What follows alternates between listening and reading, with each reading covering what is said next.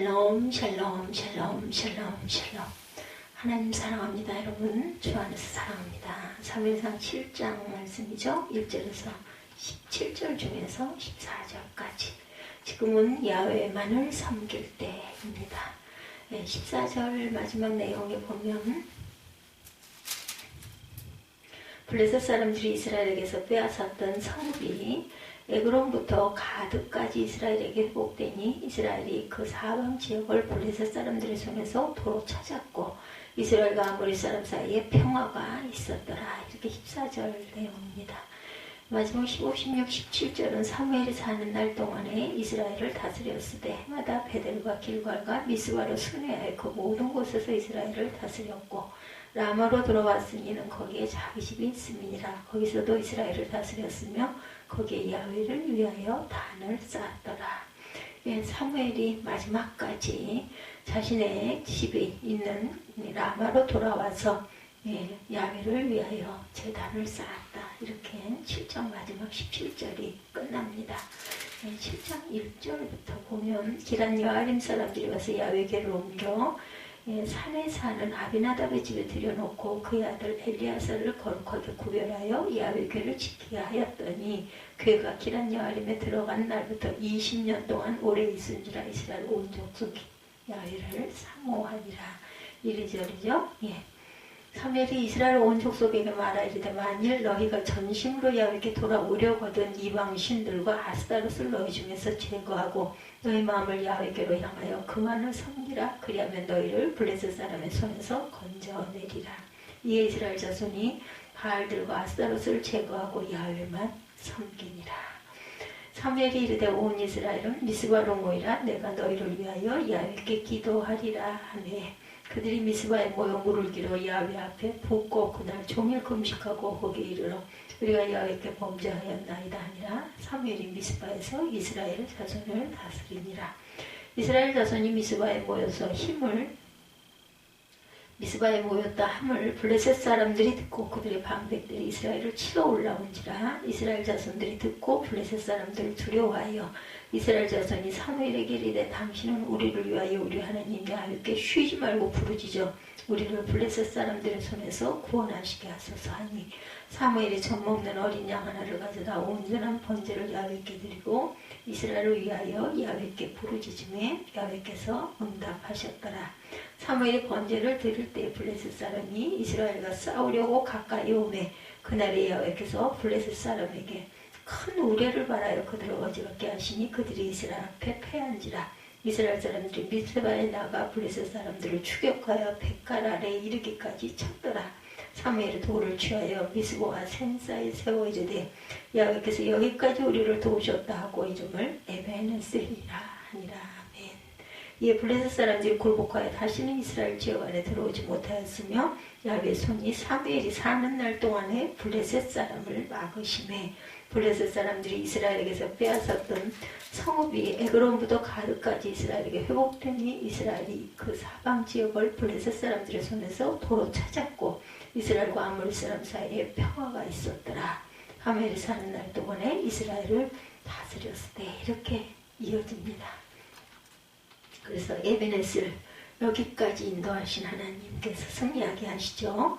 하나님은 인류의 역사를 초월하셔서 순간순간 우리 생애 속으로 들어오셔서 우리의 생애를 가치 있게 하고 싶어 하십니다. 그래야 하나님의 위대한 영광을 세상 가운데 드러나기를 원하시죠. 그것을 가르쳐 우리는 부흥이다 이렇게 말합니다. 부흥이라는 복음은 역사에 그때 일어났던 하나님의 초월적인 일이 오늘 그때 일어나는 것이죠. 성경이 기록된 그때 부흥운동은 지금 살아가는 모든 인생들에게 주시는 이때를 위한 하나님의 역사입니다. 그래서 그때 한 사람을 부르시고 능하게 하셔서 가정과 사회와 국가를 변화시켰던 하나님은 오늘의 이때에도 동일하게 역사하시기를 원하십니다. 그리고 하나님이 그때 허락하신 그 부흥을 오늘의 이때에도 일으켜 주시기를 간절히 사모하는 저와 여러분들이 되시기를 주님의 이름으로 축복합니다. 오늘 현대 성도들은 교단에서 선포되는 말씀을 통해 위로를 받고 싶어 하죠. 편안한 의자에 앉아 목회자로부터 이 세상의 부요함이나 성공에 관한 축복의 이야기를 또한 듣기도 합니다. 그러나 부흥은 그런 것을 말하지 않죠. 오히려 성도들의 죄를 고발하고 성도들을 향해 죽은 자들이라고 부르고 깨어나라고 방망이 질하기도 하죠. 그리고 세상을 버리고 그리스도를 따르라고 말합니다. 그렇기 때문에 화려한 세상에 물들어 버린 성도들은 그런 성경적인 부흥을 별로 좋아하지 않습니다. 그러나 그렇기 때문에 우리는 더욱 부흥을 사모해야죠. 그것이 나를 세우고 내 가정과 교회를 이 땅을 세우는 그러한 귀한 계기가 되기 때문입니다. 부흥에는 값싼 은총이 없습니다.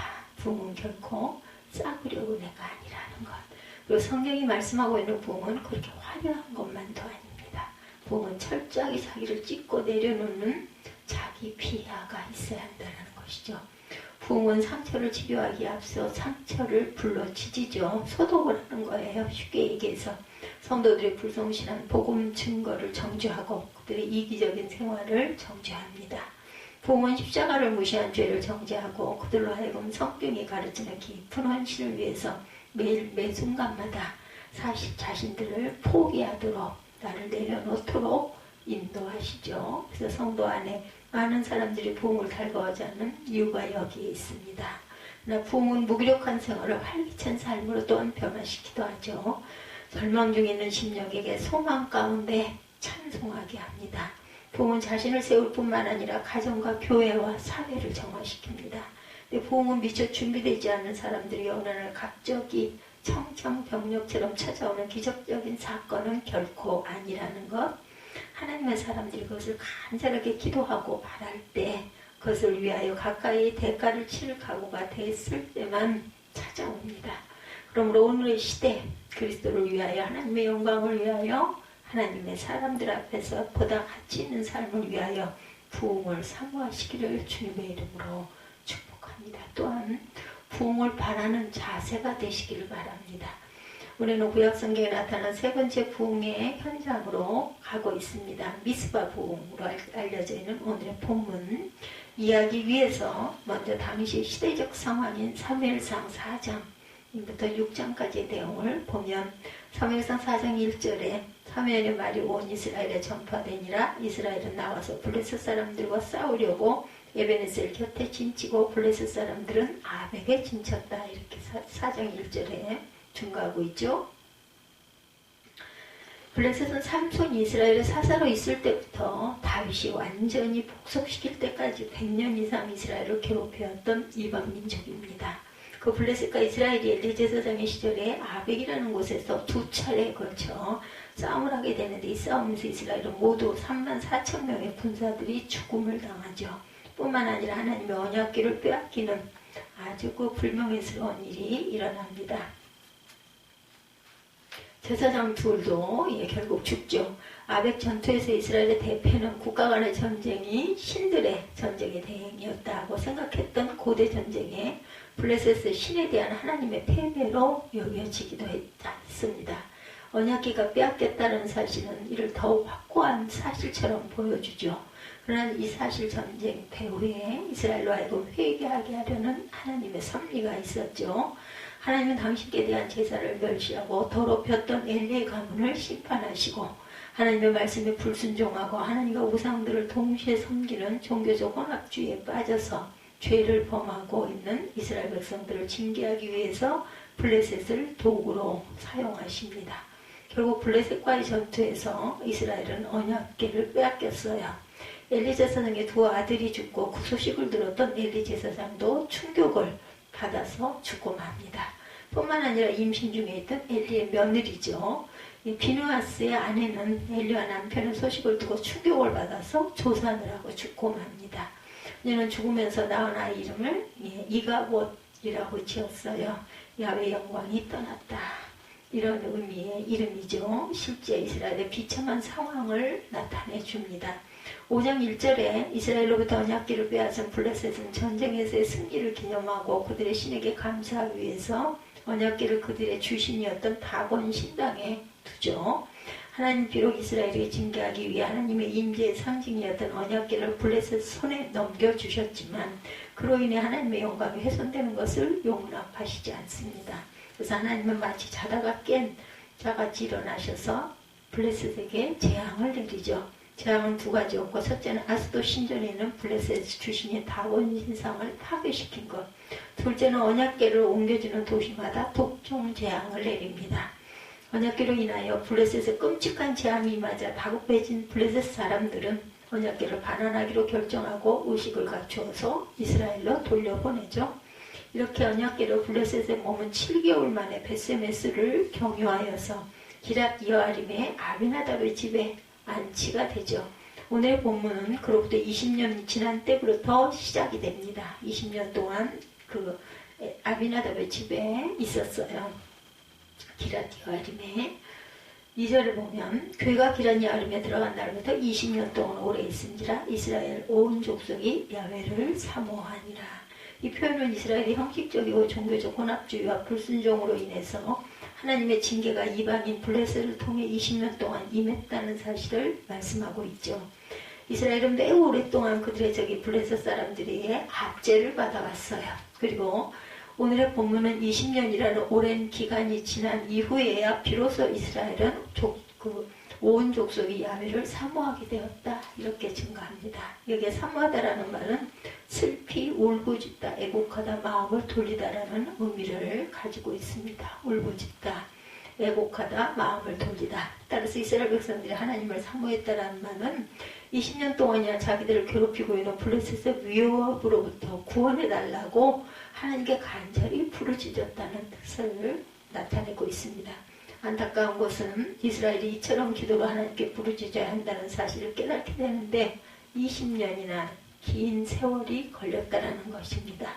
우리가 살펴보고 있는 구약 성경에 나타난 부흥의 현장들을 보면 하나의 공통점이 있어요. 그것은 절대적인 위기의 상황이거나 적어도 하나님께 부르짖어야만 했던 어떤 상황에 기초하고 있다는 것이죠.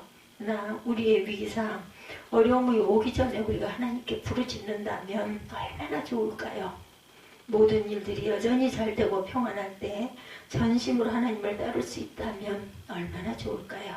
하나님은 비극의 때가 오기 전인 형통한 시절에도 여전히 우리들에게 부흥을 주시기 원하신다는 사실을 믿으시기를 주님의 이름으로 축복합니다.